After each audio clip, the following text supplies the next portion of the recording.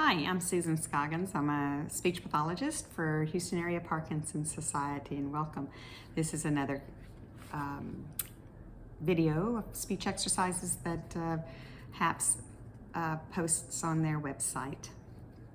Okay, so we'll be doing some exercises that's going to be working on your breath support, vocal strength, swallowing, some thinking exercises, and voice projection, to getting the voice out, keeping it strong. Okay, so the first one is we're going to be doing an ah sound, and we're going to hold it for about 20 seconds. So you're taking a big deep breath. Here we go.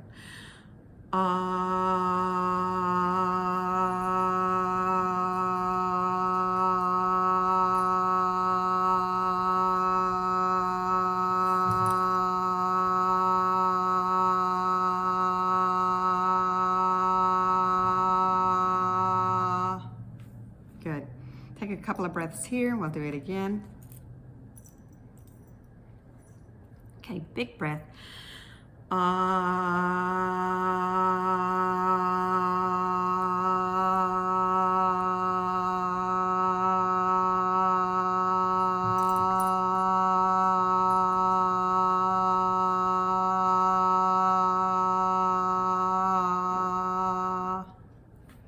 Good. Sorry, that's my cat. Don't need to see that end of her.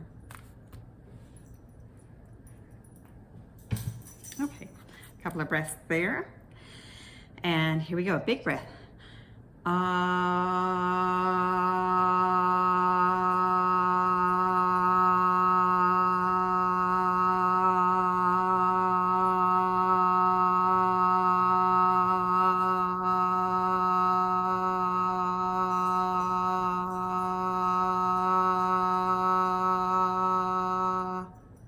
Great. I'll do it a couple more times. Okay. Big breath.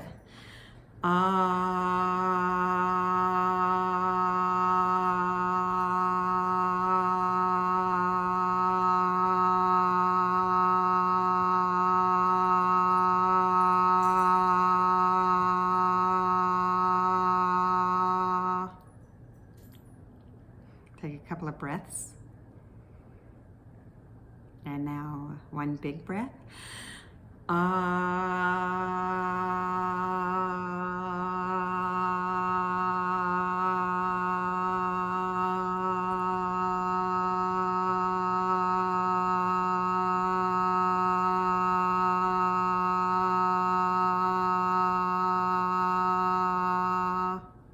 Good. Next on the list is we're going to sustain an E sound, a high-pitched sound. That's where the larynx goes up, and the muscles that pull the larynx up are the ones that we're working.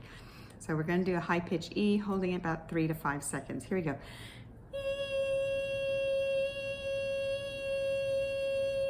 Good again.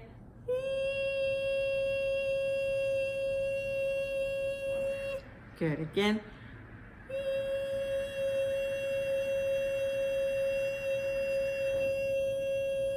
Good again.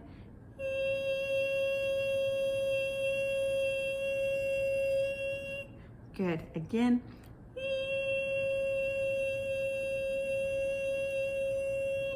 One more time.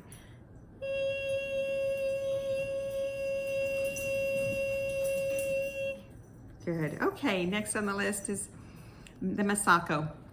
Now, I've explained this on earlier ones, but anybody who is new, Masako, in a normal swallow, so this is a swallowing exercise. In a normal swallow, if this is your tongue, this is that wall that when you're looking in someone's mouth that you see, the tongue goes back to meet the wall. It has to make that connection. Well, if your tongue is sticking further out, this wall of muscle has to move forward. It has to move more. So if your tongue is sticking out, we're gonna work this muscle and the ability, because it does a peristaltic action moving down, but it has to make that connection and then go down the wall. So we're going to be doing that, and how we do it is sticking your tongue out, biting it, holding it with your teeth and your lips, and then swallowing. And you can see my larynx go up, and that's part of swallowing. That larynx has to go up, and I'll explain that in a little bit. So do that about 5 times. You might need to take a sip of water, swallow the water, then you'll have a little bit of residue. You can swallow again, and by doing the Masako. And do that about 5 times. Next on the list is the Mendelssohn. And Mendelssohn is where you're stopping in the middle of the swallow and holding your breath. So if you watch me, you can see in my facial expression that I'm not breathing, and you can see a release of exhalation after when I finish the Mendelssohn. So I'm gonna swallow.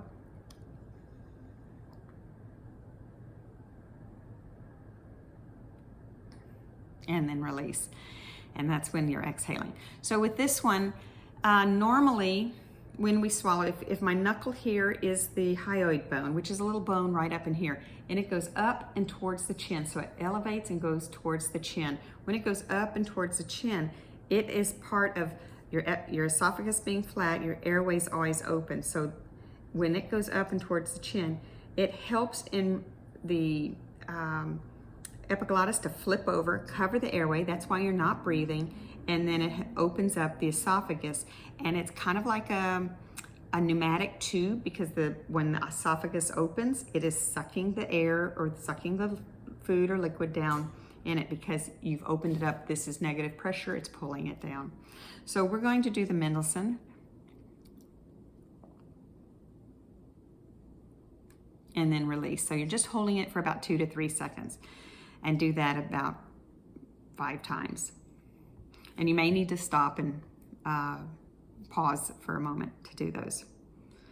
Next exercise is the breath support exercise. We're inhaling through the count of 3 through our nose, and then exhaling a count of 8 through our nose. So mouth is sealed, so all the control is going up from the lungs out through the nose. So this is a breath control exercise. So you're inhaling 2, 3, exhale 2, 3, 4, 5, 6, 7, 8.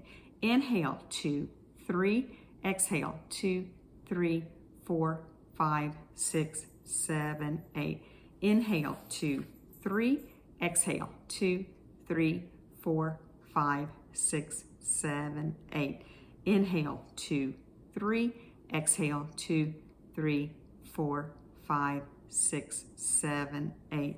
Inhale 2, 3, exhale 2, 3, 4, 5, 6, 7, 8. Great.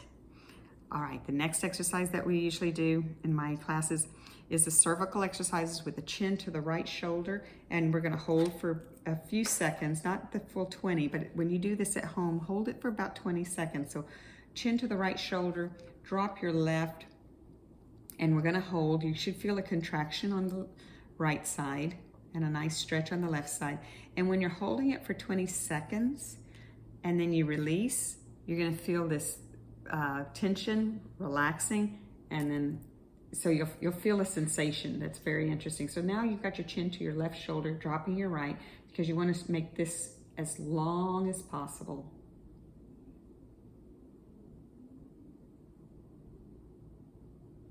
And then coming back, you're going to drop your right ear to right shoulder, drop your left, pull it back. So now we're doing a little more anterior to that stretch, along with the side, but then a little bit anterior. And these are all muscles that are important for swallowing as well. And then left ear to left shoulder, drop your right, pull it back. And the important part is feeling that sensation after your muscle has been contracted, and then now you're stretching it, because you're stretching it a lot further along than what we normally do. And last one, chin to chest. So you stretch the muscles on each side of the cervical spine. Great. Let's see if you know what presidents are on. I think they're the presidents that are on our dollar bills, our bills, coins. Okay, here we go. So let's talk about the dollar bill. Of course, everybody probably has seen more of those than any of these others, but it's the George Washington. $2. Who's on the $2 bill? It's Thomas Jefferson. What about the $5 bill? Lincoln. The $10 bill. It's Alexander Hamilton. $20 bill. Andrew Jackson. Okay, what's on the $100 bill? Benjamin Franklin. He wasn't a president. Who's on the 1 cent? Lincoln. Who's on the 5 cent? Thomas Jefferson. Who's on the 10 cent? Franklin Roosevelt. Who's on the 25 cent? George Washington. And the 50 cent? John F. Kennedy. All right, so let's do something. This next exercise for thinking there's going to be at least two W's in the word. So I'm going to give you the definition, and let's see if you can come up with the answer. I'll give you just a brief moment. Okay, when you're alone and life is making you lonely, you can always go downtown. I think that's a song, but I wasn't about to sing it. This small cart can make gardening easier, a whole lot easier. A wheelbarrow. A person who speaks out loud about illegal or unethical activity in his workplace. Whistleblower. All right. A gathering of Native Americans where they dance, sing, socialize, and honor the Indian culture. Powwow. A person who hides aboard a ship or airplane to obtain a free transportation. Stowaway. A person who isn't asked to dance at a social event. A wallflower. Invented in England by Edwin Budding in 1827, this device was a superior alternative to the sieve in grooming, sports grounds, and elegant gardens. Lawnmower. The magazine published by Jehovah's Witnesses and often distributed in their door-to-door ministry. The watchtower. A collective term for duck, geese, and swans. Waterfowl. A class of boxers who tip the scale at 140 to 147. Welterweight. I've got the answers in the back here. That's why I flip it over. These domed, round homes of early Native Americans were covered by grass, bark, hides, and cloth. A wigwam. You'll never quit smoking without this. Willpower. Bumbling, clumsy, inelegant, and uncomfortable. Awkward. And last one, this is what you have to do to get food from the mouth to the stomach. What we've been practicing on. Swallow. All right. Very good, everybody. I'll see you again on another video. Thanks for watching and participating.